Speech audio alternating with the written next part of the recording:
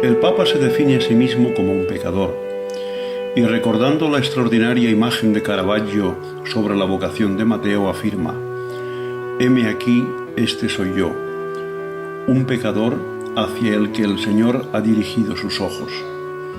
Y esto es lo que dije cuando me preguntaron si aceptaba mi elección a pontífice. Il luogo privilegiato per l'incontro con Gesù Cristo sono i propri peccati. Sei un cristiano.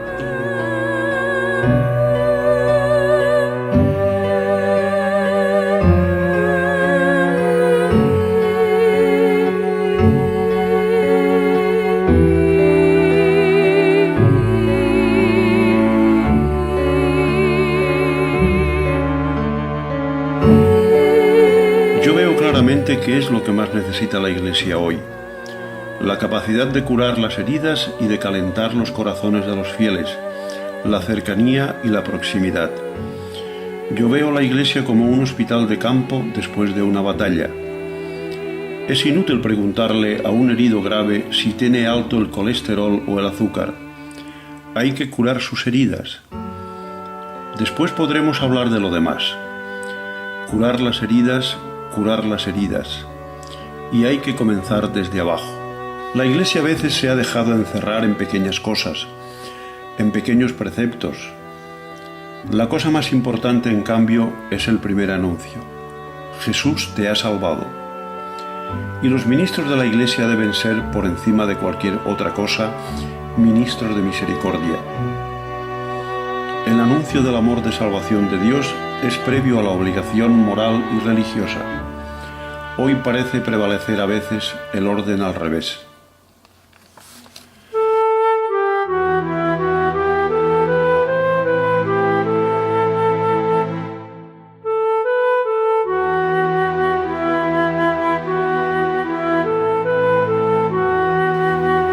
Debemos anunciar el Evangelio en cada calle, predicando la buena noticia del reino y curando, incluso con nuestra predicación, cualquier tipo de enfermedad o de herida. En Buenos Aires recibía cartas de personas homosexuales que son heridos sociales porque me dicen que sienten que la Iglesia los ha condenado siempre. Pero la Iglesia no quiere hacer esto.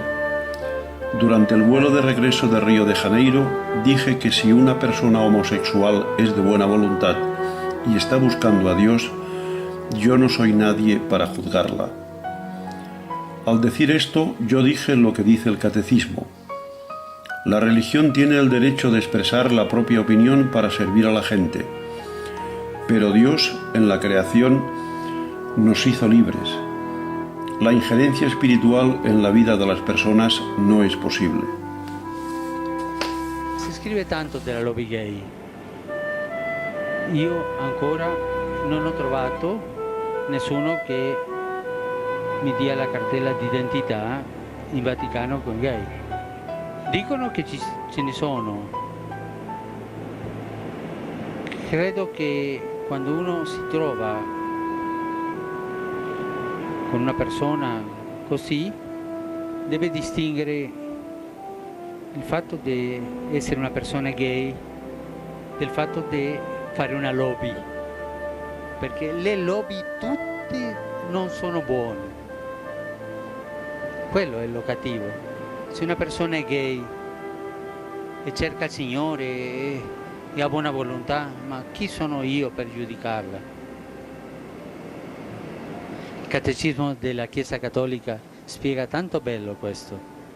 Dice, e non si devono emarginare a queste persone per questo.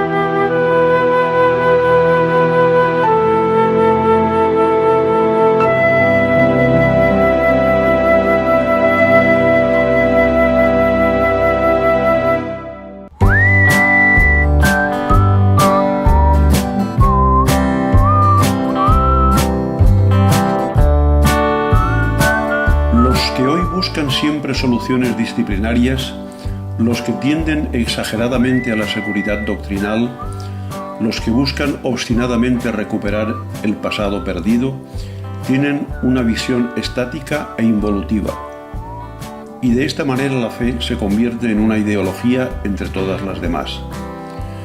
Yo tengo una certeza dogmática: Dios está en la vida de cada persona. Dios está en la vida de cada uno. Aunque la vida de una persona haya sido un desastre, aunque esté deshecha por los vicios, por la droga o cualquier otra cosa, Dios está en su vida. Podremos y debemos buscarlo en cada vida humana. Aunque la vida de una persona sea un terreno lleno de espinas y de hierbas, siempre hay un espacio en el que la buena semilla puede crecer. Hay que confiar en Dios. Non è un professore, un maestro. No es un profesor, un maestro, un místico que se aleja de la gente y habla desde la cátedra, desde allí. No, está en medio de la gente. Si lascia toccare.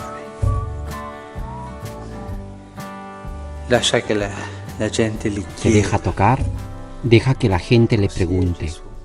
Así es Jesús, cercano a la gente.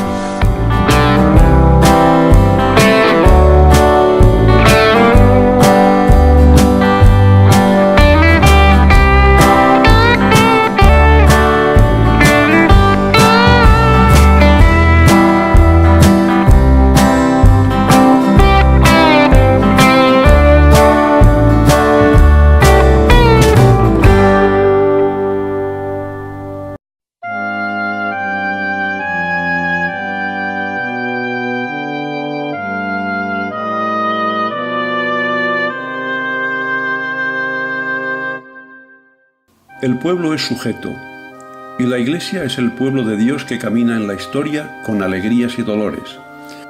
Entonces, para mí, sentire cum ecclesia significa estar en este pueblo, ser en este pueblo. Y el conjunto de los fieles es infalible al creer y manifiesta esta infallibilitas incredendo mediante el sentido sobrenatural de la fe de todo el pueblo que camina.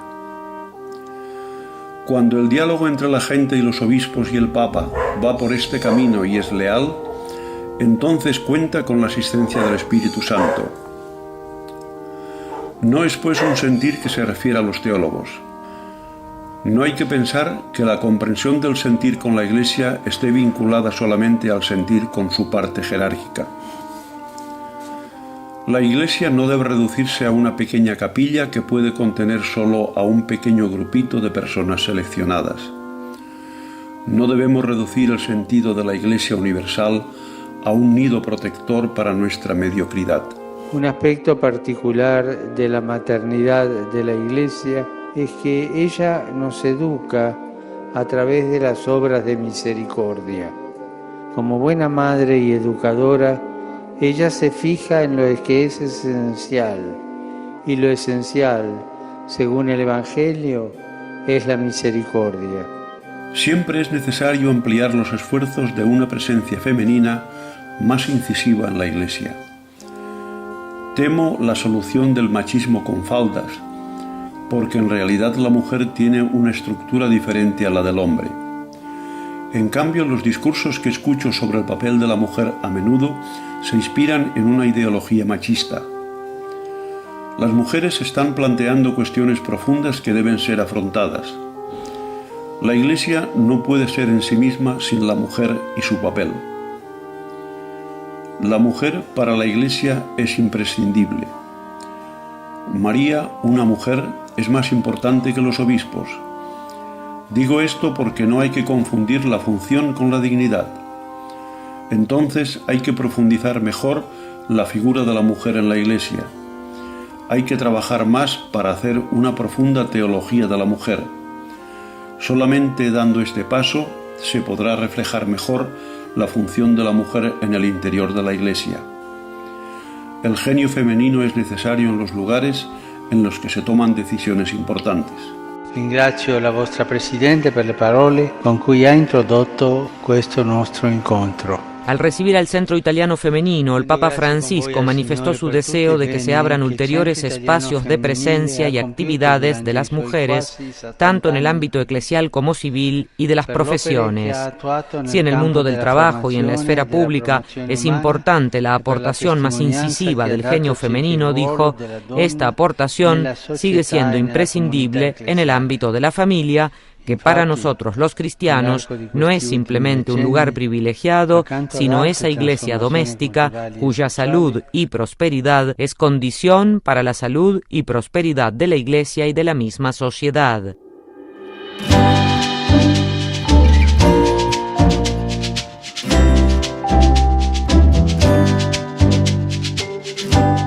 El Vaticano II fue una relectura del Evangelio a la luz de la cultura contemporánea.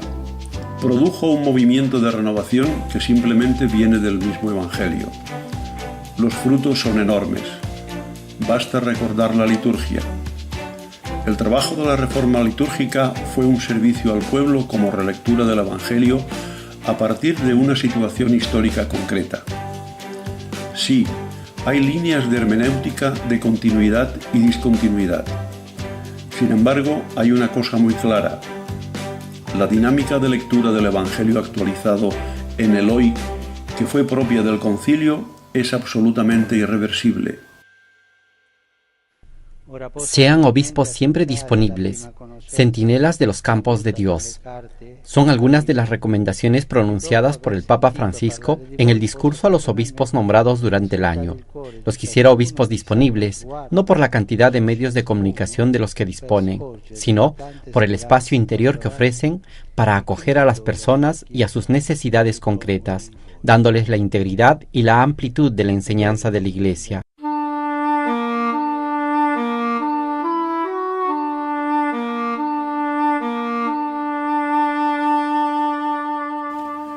¿Cómo estamos tratando al pueblo de Dios? Sueño con una iglesia madre y pastora. Los ministros de la iglesia siempre tienen que ser misericordiosos, encargarse de las personas, acompañarlas como el buen samaritano que lava, limpia, alivia a su prójimo. Esto es evangelio puro.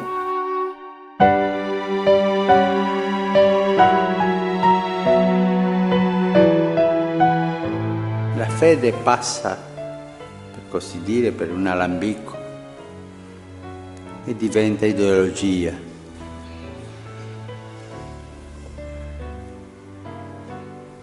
E l'ideologia non convoca.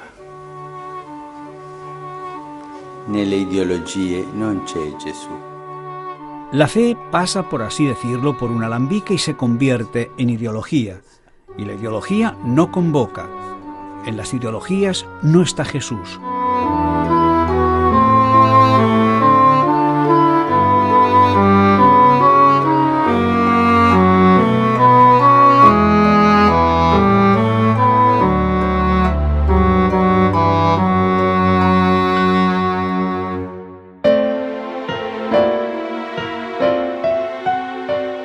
Hay que caminar juntos, la gente, los obispos y el Papa. La sinodalidad debe vivirse a distintos niveles. Tal vez ha llegado el momento de cambiar la metodología del sínodo, porque la actual me parece estática. Esto también podría tener valor ecuménico, especialmente con nuestros hermanos ortodoxos. De ellos se puede aprender más sobre el sentido de la colegialidad episcopal y sobre la tradición de la sinodalidad. El esfuerzo de reflexión común, considerando cómo se gobernaba la Iglesia en los primeros siglos, antes de la ruptura entre Oriente y Occidente, dará frutos en su momento. El camino de la unidad es posible a partir de una teología hecha de rodillas, marcada por la voluntad de una comprensión profunda. Lo ha señalado el Papa Francisco encontrando a la delegación ecuménica del Patriarcado de Constantinopla, presentes en el Vaticano en ocasión de las fiestas de los santos apóstoles Pedro y Pablo. El Papa Francisco ha recordado el encuentro con el patriarca Bartolomé I en su reciente viaje a Tierra Santa y en Roma a inicios de junio en ocasión de la oración por la paz en Medio Oriente. En cuanto al camino ecuménico, el Papa Francisco ha dicho que si somos animados por un espíritu de comprensión profunda, Entonces la reflexión sobre los conceptos de primado y de sinodalidad, sobre comunión de la Iglesia Universal, sobre el ministerio del Obispo de Roma, no será un ejercicio académico, ni una simple disputa entre posiciones inconciliables. Todos tenemos necesidad de abrirnos con valentía y confianza a la acción del Espíritu Santo, de dejarnos envolver en la mirada de Cristo sobre la Iglesia su esposa. En este camino de ecumenismo espiritual, fortalecidos por el martirio de muchos hermanos nuestros que, confesando a Jesucristo el Señor, han realizado el ecumenismo de sangre.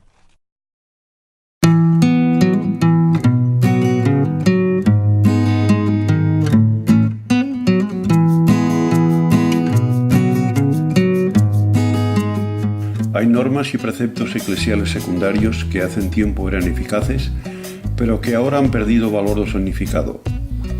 La visión de la doctrina de la Iglesia como monolito, que debe ser defendido sin matices, es errónea.